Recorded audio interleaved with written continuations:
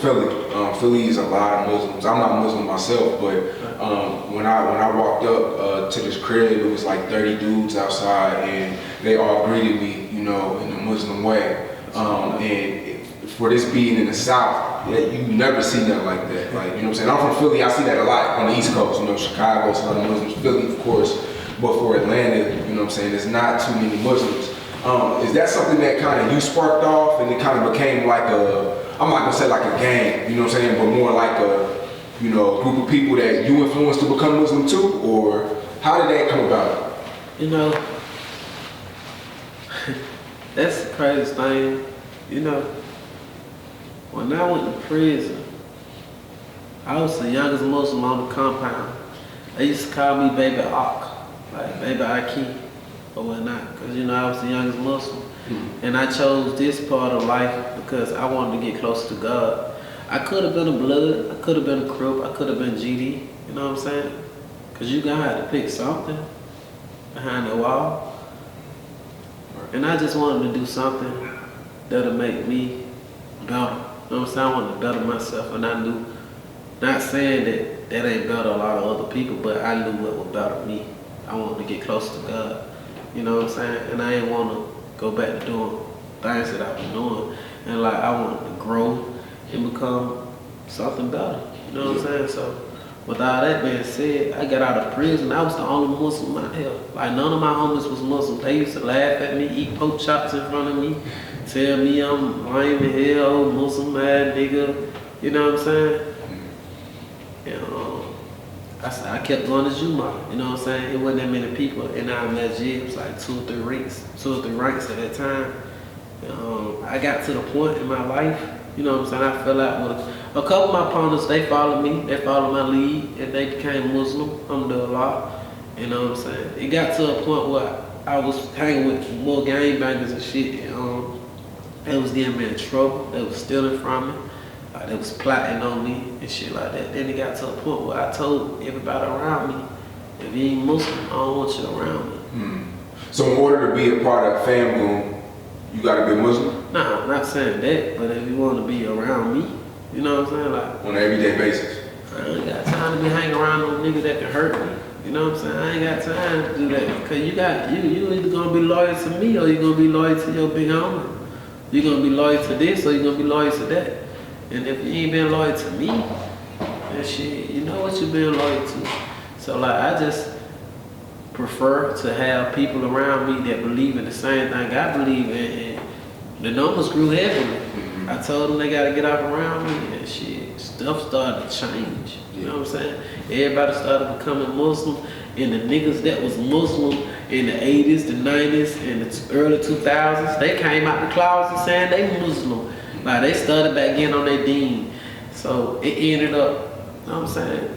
I hate to say that I started it, you know what I'm saying? Because it's people like Malcolm X, Jamil Al-Amin, and a lot of different people that started it, you know what I'm saying? But more so not only y'all. Number one, I started like the Islamic movement. Nobody went Muslim, nobody went practicing Islam. Like, yeah, that's amazing to me because, I mean, it's easy to get people to join Bloods and Crips because it's so trendy, you know what I'm saying? A lot of people get in the rap gang, they want to be Blood, they want to be a Crip, but to make a lot of people, you know, turn into Muslims, that's powerful, you know what I'm saying? Like, when I came here and walked up, it was like, I've never, you know what I'm saying, experienced something like that before, you know what I'm saying? Right. It's crazy. But you know, it's just, I learned that this is the perfectest thing in the world. You know what I'm saying? I learned like the journey that it took me to. You know what I'm saying? And like I don't give a fuck if I have to go broke today. I ain't ever going back to selling dope. And not saying it to a lot of people I motivate out there in the streets that's out there in the streets doing their thing. You know what I'm saying? Don't look at me as the person that sell dope, or don't look at me or come at me, cause they come at me in the club and asking me I'm out of plug and they want some dog food and shit.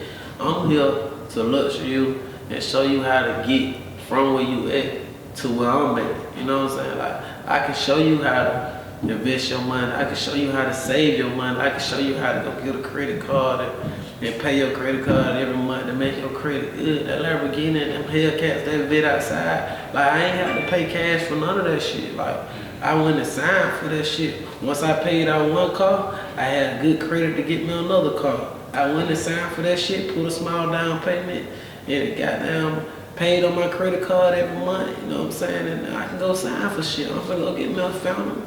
Like, it just look like that. None of these rap niggas ain't paying for that shit, you know what I'm saying? I ain't even had to pay for mine. Right. So, I'm here to tell you, like, I'm a real nigga. Like, yeah, I got good credit. You know what I'm saying? Yeah, I went and got traded my cars in and got me better cars. Went from a straight A to a Hellcat, from a Hellcat to a Corvette, from Corvette to a Lamborghini. And I'm gonna keep doing it. I don't give a fuck. Why do you think rappers are so afraid of admitting that they're paying payments for jewelry, cars, the cribs? Why do you think a lot of, rappers think, if it ain't cash money, it ain't shit? You know what, bro? I did that. You know what I'm saying? I bought my jewelry. I spent $800,000 on jewelry. I did that dumb ass shit. You know what I'm saying? I spent money on cars paying cash. That shit ain't get me nowhere. That shit ain't do nothing for me. You know what I'm saying? And by them saying that, they keeping the world ignorant. They keeping the world away from what they need to do. They keeping the hustlers in the streets away from what they need to do. See, what happened was the bank don't want to see shit but money coming into the account. Like, that's all you gotta do is have a steady flow of money coming into the account. Even when I was getting $1,500 to $2,000 to $2,500 a show, every week I still was putting like $1,000 in the account. Like, and they started seeing it, so I went from 1,000 to I started getting 3,500 a show. Then half of the deposit was going in the account anyway. So when I got up to 7,000 to 5,000 a show, they started seeing money going in the account. And you can use that same money and pay your credit card off every month. Like, some of it, like paying your credit card off every month. Like, you gonna spend the money anyway. You smell me? So like, I got a credit card. I got a motherfucking credit card in my pocket right now. I got $20, $30 in my pocket. And I'm a multi-millionaire. You smell me? Like, wherever I go, I swipe my motherfucking credit card. You smell me?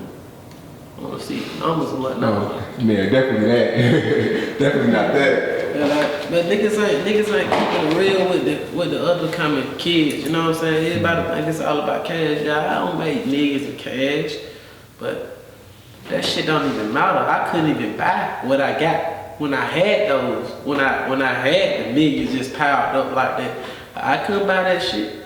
I had to pay my motherfucking taxes. You know what I'm saying? I had to show my income. You know what I'm saying? You can't go in there with that shit. You're going to the federal penitentiary. Straight up. Have you ever thought about, or I don't know if you have already, about investing in businesses? I mean, or like buying real estate, stuff like that. I never really cared for that shit, you know what I'm saying? I got my wife's house, I got my mom's house, I got me, man, my crew, my apartments and shit. I got me a little plaza and shit, but I didn't even ask for none of this shit. I ain't asked for the millions of dollars. I ain't asked to be the top dope dealer. I ain't asked to be no motherfucking rapper.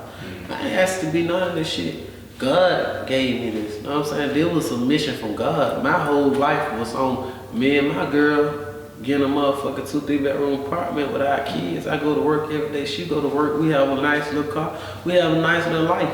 That was my dream. That was my ultimate goal. Like, this shit just came out of nowhere. I never pictured me driving around in Lamborghinis and shit like that.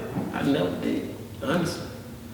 I don't even care for investing in business. I don't even give a fuck about money. You know what I'm saying? I ain't gonna fuck up my money because God gave me a blessing, and that'll be selfish and being like disrespectful and ungrateful to just go out and splurge and throw it away like that. You know what I'm saying? I ain't gonna do that. I'm gonna put my money in the right places, but I don't give a fuck about the money. That's the difference between me and the other kingpin drug dealers and shit. Like, I knew I had to stop. Opportunities come to me every day. Niggas try to bring me bricks and shit every day.